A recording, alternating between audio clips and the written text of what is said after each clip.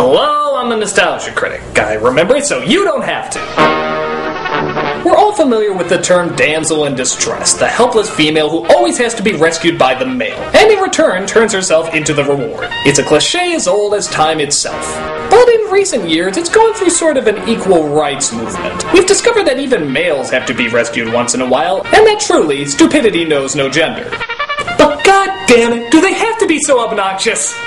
The cliche is bad enough, but when a character clearly shows that he or she can take care of themselves, it just pisses you off when you're the one who has to save them in the end. Or on top of that, if they're just annoying as hell to begin with. Now, I'm not talking about all repeat hostages. For example, April O'Neil got captured all the time, but she was also funny, clever, and had a very likable personality. Indiana Jones's father got captured a lot, but again, he was a lot of fun to have an adventure with. These are the people you want to smack in the face every time they get in trouble. They're the obnoxious little pawns whose only purpose is to be rescued, to the point where you just want to say, you know what, let the train hit them. And I'm here to count down the top 11 of them here today. Why top 11? Because I like to go one step beyond. So, sit back and enjoy the top 11 dumbasses in distress.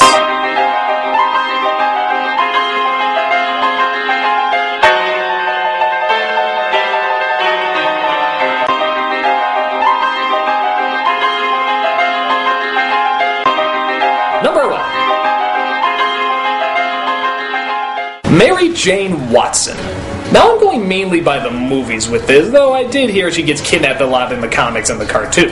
Yeah, she's nice and all, but it's pretty clear she's just there to be the person Peter saves. I mean, let's do a quick count of how many times Peter saves her. 6 times! That's 6 times in 3 movies! Some would say 1 is enough, but 6? Hell, one time was actually in a lunchroom! A fucking lunchroom! Are you kidding me? She can't even eat without somebody having to save her? We honest to God have to protect her from her own food? Put traffic cones around that apple juice, that shit is lethal! How about the fact that the reason Peter stays away from her is because he's afraid that if the enemies find out who he is, they'll kidnap her? Well, she found out in the second film that she was already in peril 5 times before that point. Hell, after she got together with him, she was only kidnapped once. So I guess in a way that's sort of an improvement. The only film where she actually starts to become a 3-dimensional character is in the third one. But even then, ironically, people say there was a little too much of her. And that most of the time it was just her bawling out Peter anyway. Oh, don't worry though, she'll be hanging out of a building in a few seconds. I love Kristen Dunst, but man, Mary Jane is a Mary Payne. Some dream, huh? Number 10. Kaylee from Quest for Camelot. Okay, this chick wants to be a knight at a time when women aren't allowed to be knights. Well, good for her going against the norm and wanting to be strong. But the only problem is she isn't strong. And I don't mean physically, I mean in any sense. All she ever says is how she's going to be the world's greatest knight, and yet every other second she always has to be rescued by a blind man. A friggin' blind man! Well, maybe you could say she was just starting out, and she only got better as time went on. But no, she gets captured again, and has to be saved this time by a chicken. A friggin' chicken! Lady, at your service. Lady, if you're put in situations where a blind man and a chicken can do better than you, maybe knighthood shouldn't be your first option. Well, I see no reason why I can't come along.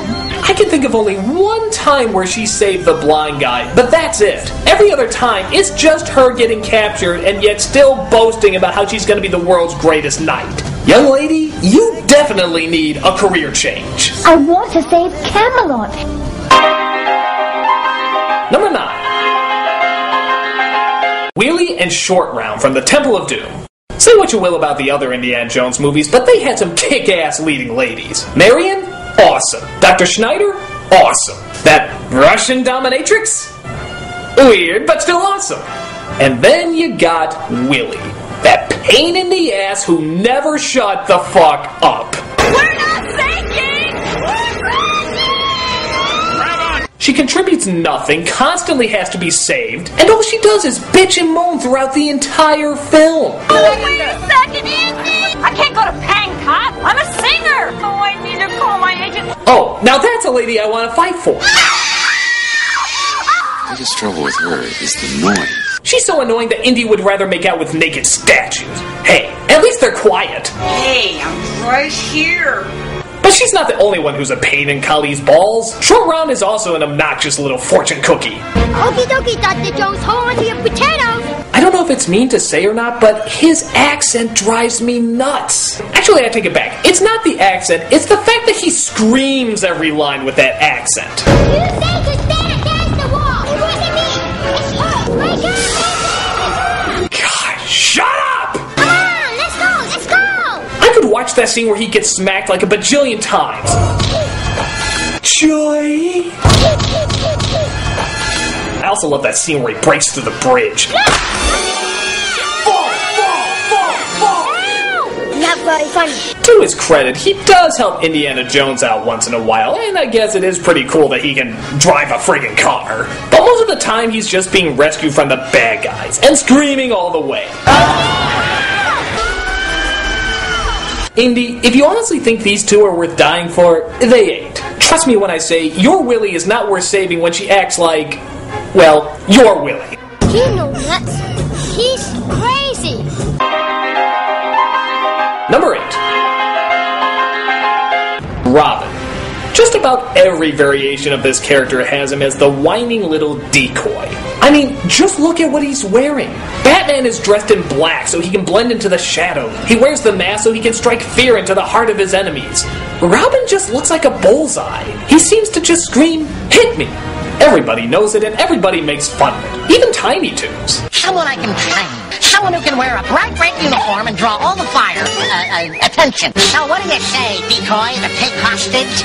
I think there's little point in discussing retirement benefits. It was pretty annoying in the animated series, too. He just seemed like that dweeb that was gonna try and represent the younger, hip crowd.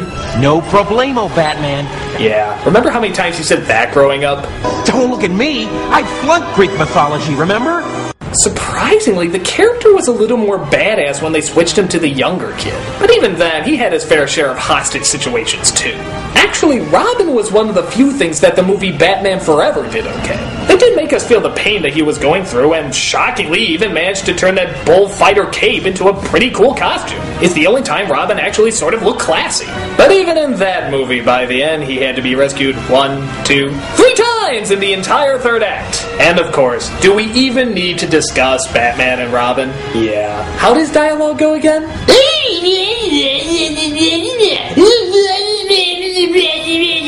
Well, he may be the world's most famous sidekick, but he's also one instance where you just want to say, maybe I should let him drop. Holy migraine! Number 7. Inspector Gadget. Yeah, let's ignore that piece of dick movie and just focus on the cartoon.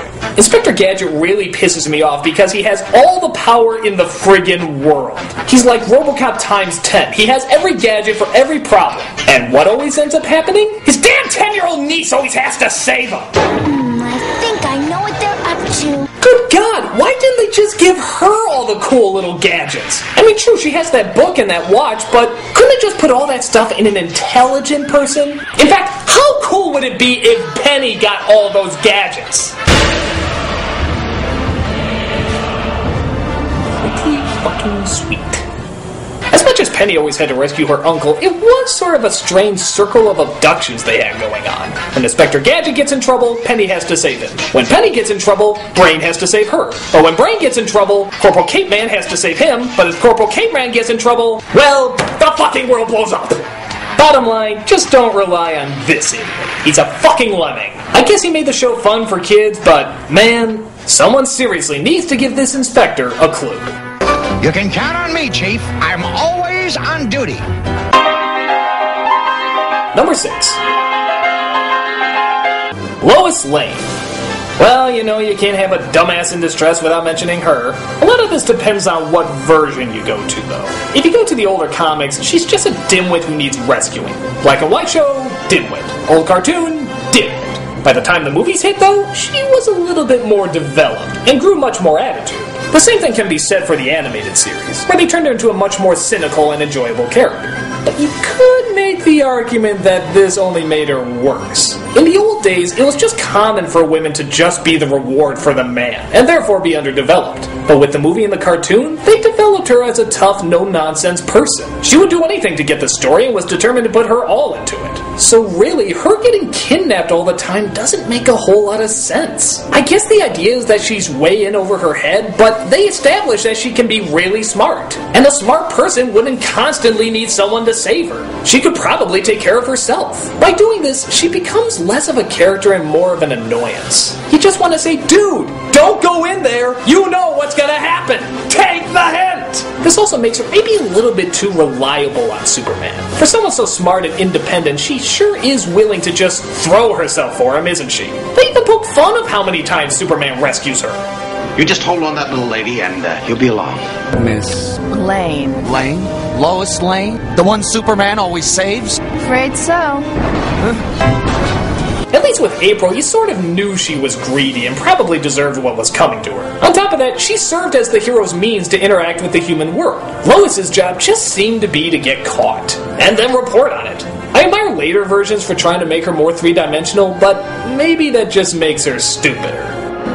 I hate to say, I've gotten used to it.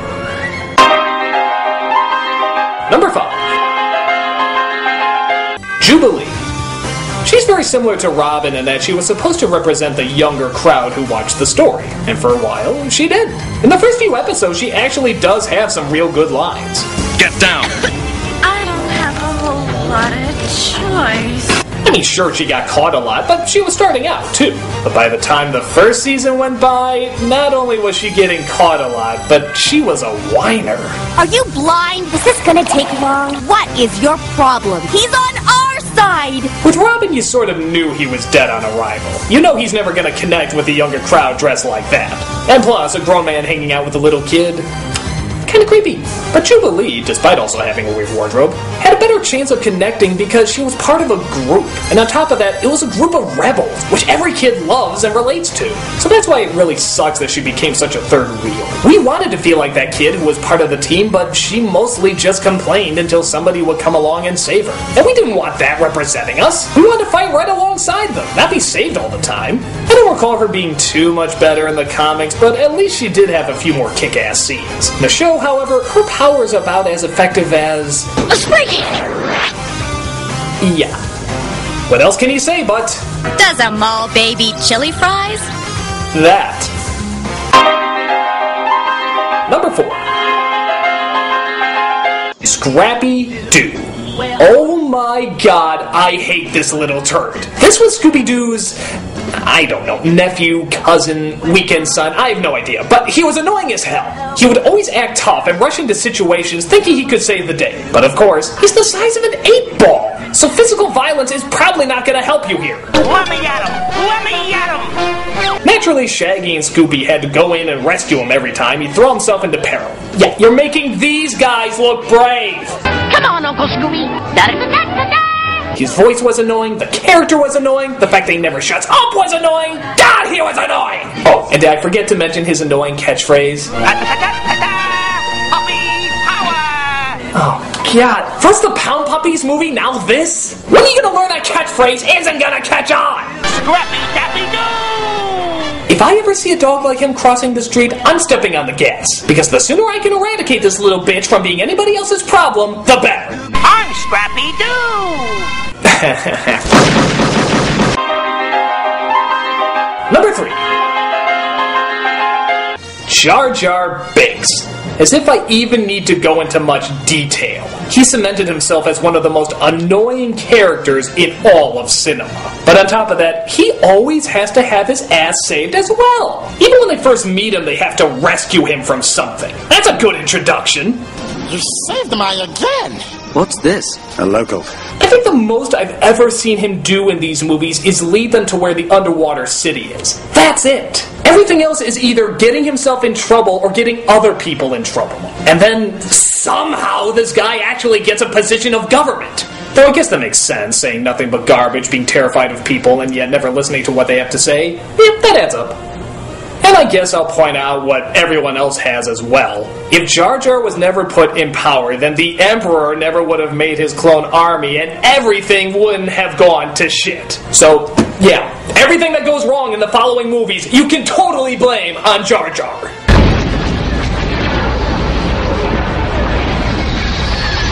What else else do I even need to say about him? His voice sucks, the character sucks, he can't take care of himself, and he doomed